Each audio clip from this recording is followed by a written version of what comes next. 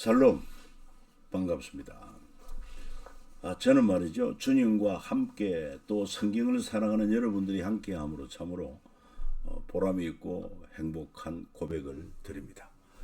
그래서 이 시간에도 이처럼 하나님 사랑, 말씀 사랑, 이웃 사랑하는 그런 마음을 가지고 통성경 길러잡이 또 이어가도록 하겠습니다. 항상 이 도표, 그림을 여러분 머릿속에 완전히 가르치고 이것을 나만 알 뿐 아니라 무엇보다도 다음 세대, 우리 자녀들에게 부지런히 가르치라. 이 사실을 놓치지 말아야 되겠습니다.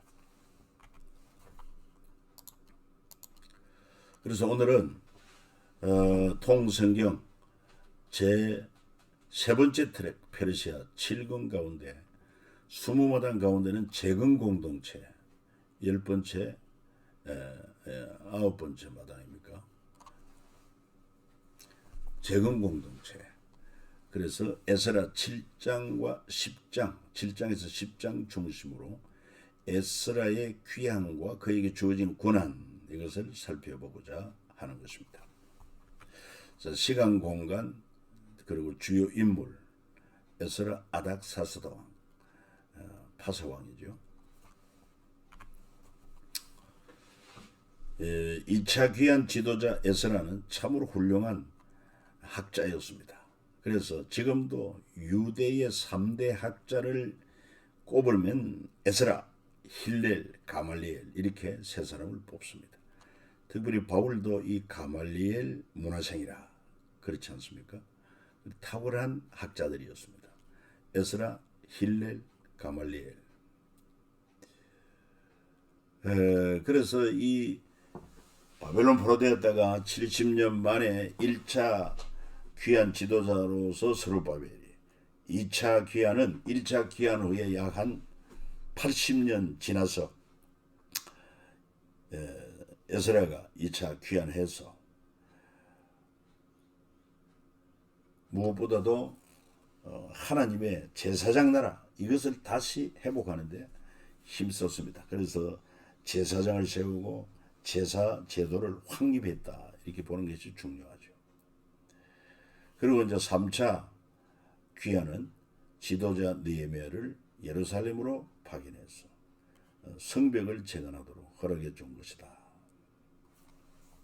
그래서 이 항상 유대인 입장에서는 귀환이요, 페르시아 제국의 입장에서는 뭡니까?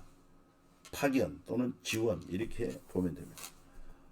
나름대로 당시 페르시아 제국의 정책은 지방 분권화 정책을 씀으로 말미암아 중앙 집권제가 아니었습니다.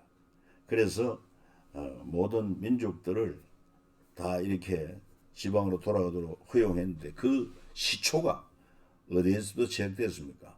파사왕 고레스가 즉위하자 이미 다니엘과의 만남을 통해서 또 다니엘이 증거한 하나님에 대하여 특별히 이사야 45장에 고레스 왕의 이름까지도 알려주고, 그리고 우리는 바벨론 포로 70년이 끝나고 그리고는 귀환하게 될 것이라고 하나님이 약속하신 것이다.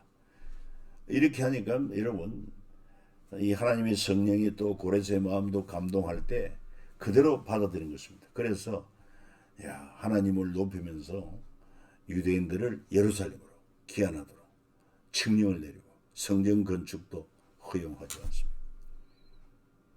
이것이 다른 민족들에게도 영향을 끼쳐가지고 그래서 페르시아는 지방화 분권 정책으로 이렇게 바뀌었다. 그렇게 함으로 말미암아 각 지역을 활성화하고 또 충성되고 검증된 지도자를 그 지방에 심음으로 말미암아 이렇게 경제도 활성화하고 정치적인 안정을 기하고자 하는 그런 또 차원 높은 정책이다. 그런 것도 볼 수 있죠.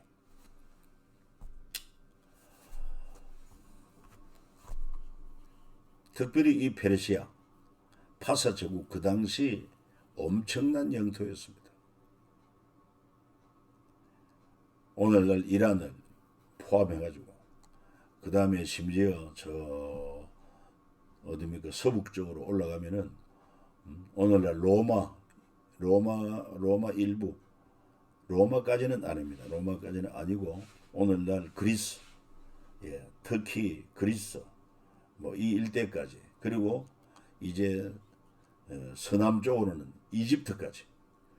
그러니까 뭐 방대한 제국이 아닐 수 없었어요. 특별히 이 페르시아 제국에서 볼 때 레반트 지역이라고 해 뜨는 곳이라는 것, 지역이 알려진 이곳을 활성화하기 위한 그런 좋은 정책이 바로 유대인들을 귀한 조치해서 경제 활성화, 그래서 그 세수로 하여금 페르시아 왕궁에 더 부유하게 하는데 그런 어떤 제국의 목적도 있었다 하는 것을 이해하시면 좋습니다. 그래서 이 지금도 파사, 이란과 이 레반트 지역, 이 중동 지역 사이에는 유명한 유프라테스 강이 흐르고 또 페르시아 쪽으로, 이란 쪽으로 티그리스 강이 흐르고 있다. 참고하면 좋겠습니다.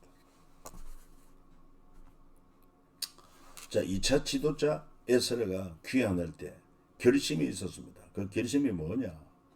바로 에스라서 7장 10절 유명한 고백입니다. 에스라가 여호와의 율법을 연구하여 준행하며 율례와 규례를 이스라엘에게 가르치기로 결심하였더라.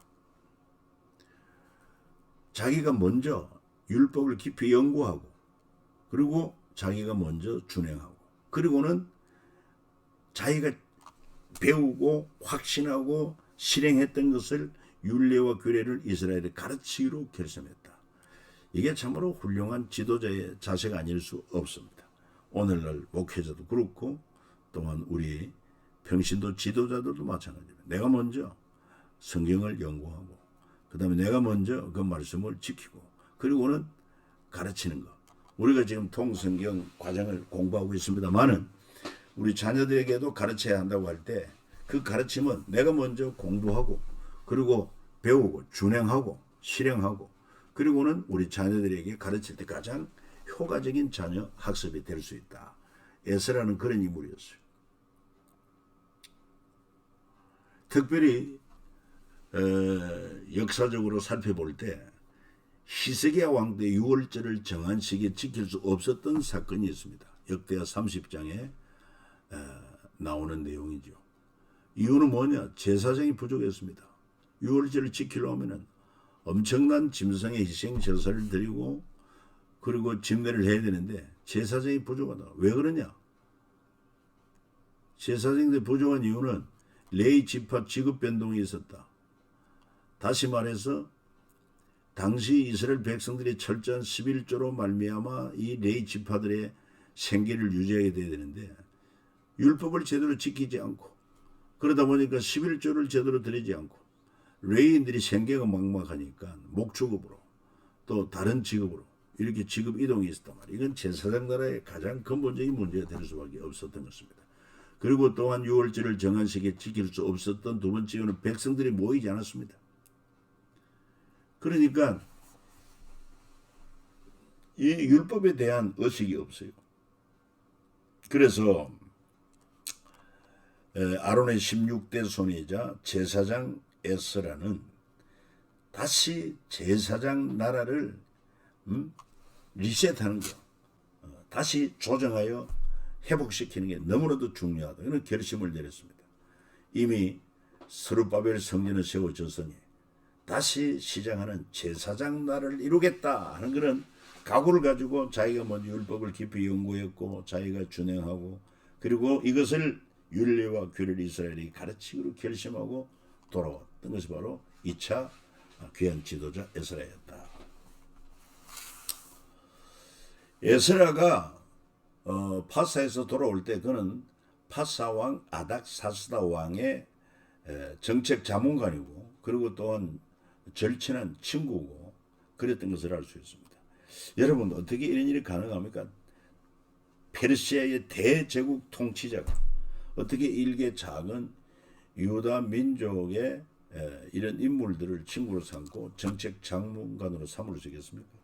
그만큼 유대인들이 탁월했습니다. 이미 예레미야가 그걸 내다본 것입니다. 이 하나님의 백성들이 하나님을 경외하지 않고 율법을 준행하지 않고 우상을 숭배하고 악을 행함으로 하나님이 바벨론 70년 그런 징계의 과정을 거치지만, 그러나 자비하신 긍휼이 풍성하신 하나님은 이토록 당신의 백성을 버리지 아니하고 오히려 제국 통치 아래 70년 징계를 받음으로 하나님의 나라 제사장 나라가 얼마나 탁월하고 하나님의 법이 얼마나 우수한 법인가를 재교육받고 깨닫고, 그래서 다시 돌아오게 하는 하나님의 목적이 있었던 것입니다. 그래서 바벨론 포로되었지만 하나님은 예레미야로 하여금 예레미야가 기록한 성경을, 그 다음에 그 이전에 선지자들이 기록한 성경이 들어가게 하고, 이것을 다니엘을 통해서 또한 에스겔을 통해서 포로된 자들에게 가르치고, 그리고는 그 결과로, 가르친 결과로 여러분 스룹바벨 같은 지도자, 그 다음에 또한 에스라와 같은 지도자, 또 우리가 잊어서는 안 된 에스더서에 나오는 그 1차, 2차 귀환 사이에 파사에서 있었던 그 에스더 사건, 그 에스더서가 아닙니까? 거기에 나오는 모르드게와 같은 인물, 그리고 아울러 에스더 같은 인물. 그래가지고 저들이 파사에 모르드게는 2인자가 되지 않습니까? 에스더가 왕비가 되지 않습니까? 그리고 그 자녀손들이, 그리고 이미 왕궁에 있으니까 얼마나 영향력이 있었겠습니까? 그래서 똑똑한 유대인들, 그 회당을 통해서 말씀 교육을 잘 받게 하고 뛰어난 이런 인재들을 선발하고 그들을 훈련시키고 왕궁에 일하도록 했습니다. 그런 가운데 이 에스라도 탁월한 학자이기 때문에, 그래서 아닥사스다 왕 같은 자들이 이 에스라의 친구처럼 이렇게 지낼 수 있었다 하는 것을 알 수 있습니다.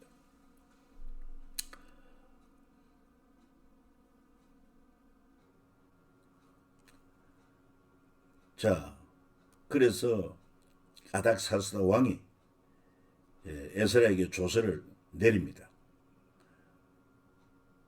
그게 바로 뭐냐? 총독으로 지금 예루살렘에 파견한다. 그리고 그 지역을 에스라가 원하는 대로 백성들에게 율법을 잘 가르치고, 그리고는 정치적인 안정과 또 경제적인 번영을 이루도록 그런 목적이 있었겠죠. 그래서 그 조서라고 하는 것은 성경에 기록된 왕의 조서들은 뭐 바로 왕의 조서, 뭐 다윗 왕의 조서, 바벨론 왕 느부갓네살 왕의 조서, 그 다음에 페르시아 파사 왕의 조서들 이미 우리가 살펴보고 있습니다. 그리고 에스라와 함께 한 2차 귀환자들은 그 왕의 조서 가운데 아닥사스다 이렇게 말합니다. 하늘의 하나님의 율법의 완전한 학자 겸 제사장 에스라에게 조서를 내리노니 우리 나라에 있는 이스라엘 백성과 그들 제사장들과 레위 사람들 중에 예루살렘으로 올라갈 뜻이 있는 자는 누구든지 너와 함께 갈지어다. 그래서 2차 귀환에 조서를 내렸다는 것입니다. 그때는 BC 458년 에스라와 함께 1700여 명 제사장 그룹들, 제사장, 레인, 노래하는 자, 문지기들, 너디님 사람들 1700여 명이 귀환하게 되므로 제사장 나라를 리셋할 수 있었다는 것입니다.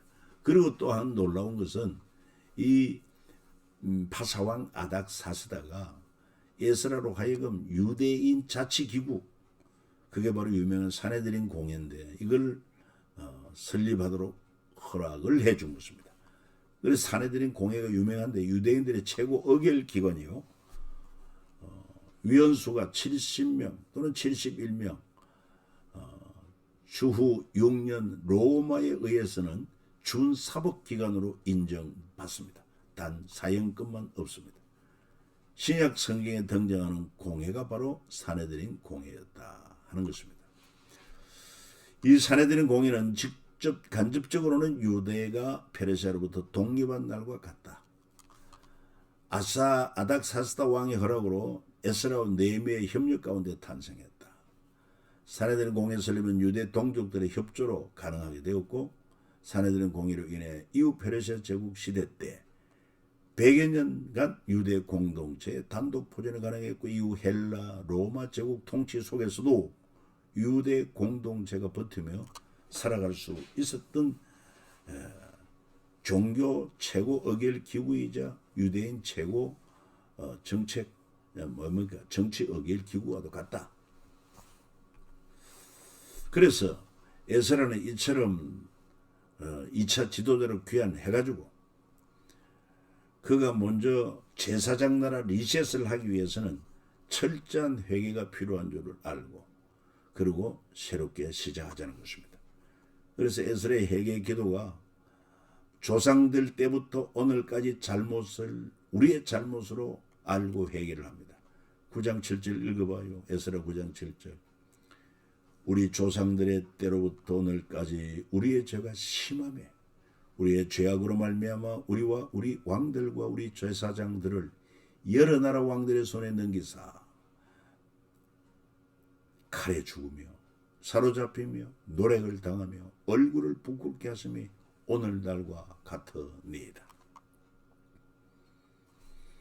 우리가 비록 노예가 되었사오나 우리 하나님이 우리를 그 종살이하는 종에 버려두지 아니하시고 파사왕들 앞에서 우리가 불쌍히 여김을 입고 소생하여 우리 하나님의 성전을 세우게 하시며 1차 스룹바벨 지도자가 그 무너진 것을 수리하게 하시며 유다와 예루살렘에서 우리에게 울타리를 주셨나이다. 우리 하나님이 이렇게 하신 후에도 우리가 주의 계명을 저버렸사오니 이제 무슨 말씀을 하오리까. 그러니까 성전은 건축했지만 율법을 제대로 가르치지 않으니 계명을 저버리고 산다 이 말이에요. 에스라가 하나님의 성전 앞에 엎드려 울며 기도하여 죄를 자복할 때 많은 백성이 크게 통곡하며 이스라엘 중에서 백성의 남녀 어린 나이 큰 무리가 그 앞에 모인지라. 여러분 오늘 우리는요 하나님의 자녀요 하늘나라 백성들입니다. 그렇기 때문에 하나님을 알지 못하는 이 세상 풍조에 휩쓸려 살면 안 됩니다. 이 세상의 정치 구조, 통치자들은 하나님의 존재를 잘 인정하지 않습니다. 성경 권위를 인정하지 않습니다. 그래서 여러분 세계적인 하나의 모습이라도 볼 수 우리나라에도 동성애 인정해야 한다. 동성결혼 인정해야 한다. 얼마나 거센 바람이 부는지 모릅니다. 이건 하나님의 창조 질서를 어기는 것입니다. 우리는 거룩한 하나님의 백성답게 하나님의 법을 쫓아 사는 거룩한 시민이 되어야 된다는 잊어서는 안 됩니다.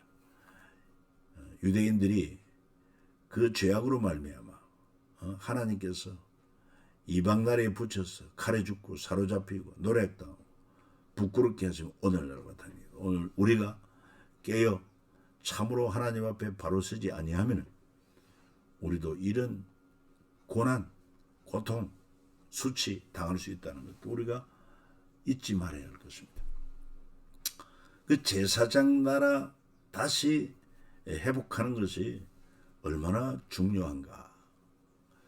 그래서 BC 605년 바벨론 1차 포로로 시작해서 2차 597년, 3차 586년 이렇게 3차에 의해서 바벨론 포로가 되고 마지막 BC 586년에는 성전이 불타고 무너지고 왕궁이 불타고 그로부터 70년 동안 성전에 불이 꺼져버렸단 말이에요. 원래 율법에는요. 불을 끊임없이 제단 위에 피워 꺼지지 않게 할지니라. 그래서 분향단이나 그 다음에 촛대에 불이 꺼지면 안 되게 했습니다. 그러나 이 완전히 바벨론에 포로된 이후에는 성전도 무너졌으니 그 세월이 70년입니다. 예레미야를 통한 말씀하신 70년 포로, 70년 징계가 끝나고 1차 스룹바벨의 지도자에 의해서 귀환해가지고는 성전 재건을 시작합니다. 그러나 사마리아 지역 감독들과 그런 자들에 의해서 방해 공작으로 왕에게 투서를 하고 이래서 16년 동안 중단되었다가 그리고 학계 스가랴 두 선지자의 책망 그 다음에 권명 권고에 의해서 4년 만에 성전이 재건됩니다.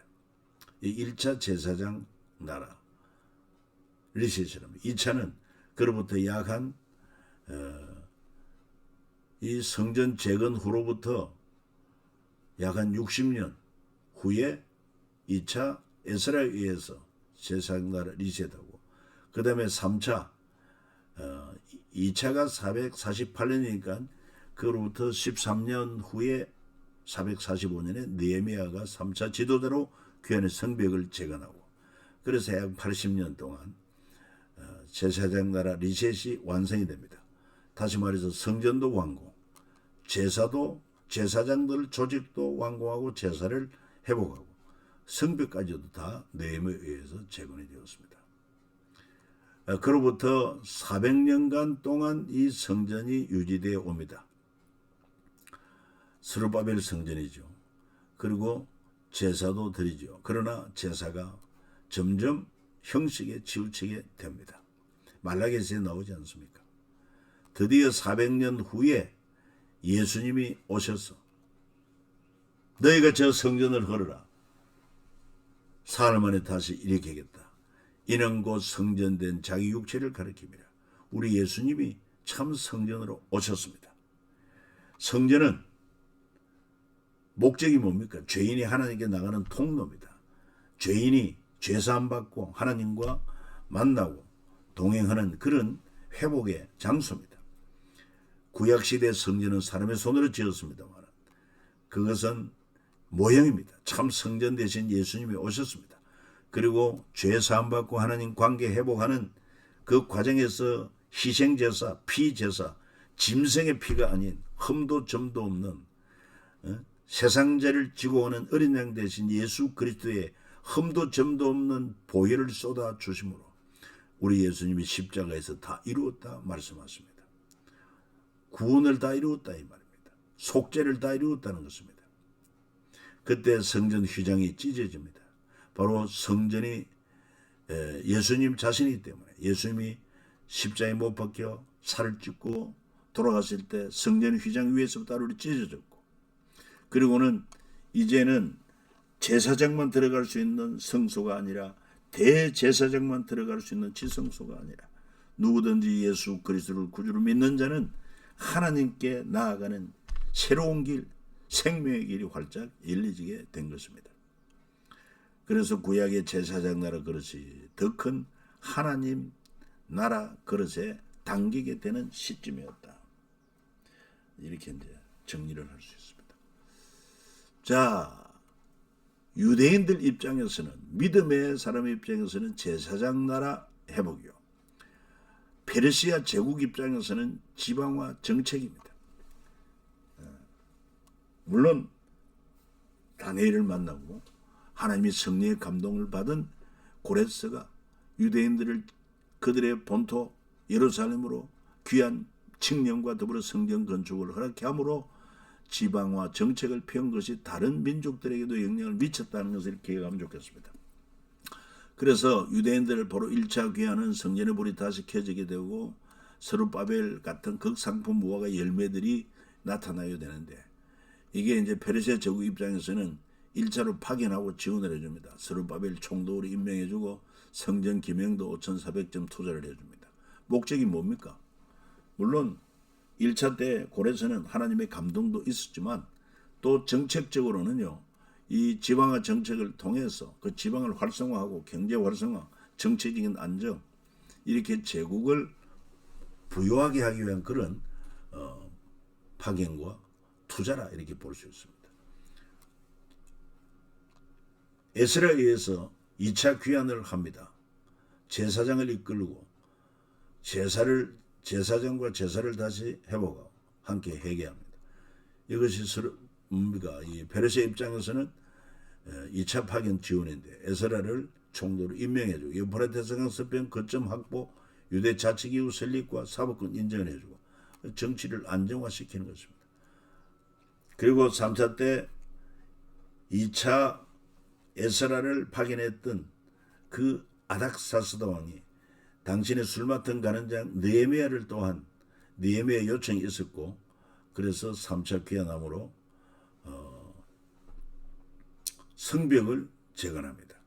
제사장날의 제사 절기 명절이 다시 지켜지게 되고, 자, 페르시아 입장에서는 3차 파견 이후 지원인데 느헤미야 총독으로 임명한 예루살렘 상권을 활성화함으로 두로 상인들이 입점하고 세수가 발생하고, 이것이 페르시아 제국의 분권한 정책의 성공으로 이어지게 되었다, 이렇게도 보는 것입니다. 자, 그래서 여기서 우리는 이제 마치게 되겠습니다. 여러분, 항상 말씀드렸습니다만은 여러분이 주어진 교재 참 좋습니다. 잘 읽으시고 또 강의도 참고해 주시고, 그렇게 하면 여러분 것으로 소화를 하고, 그리고는 내 자녀들에게 오늘 배운 거 나름대로 한번 내 이야기로 풀어서 이야기할 수 있는 그런 은혜가 있기를 바랍니다. 다음 주에 만나 뵙겠습니다. 샬롬.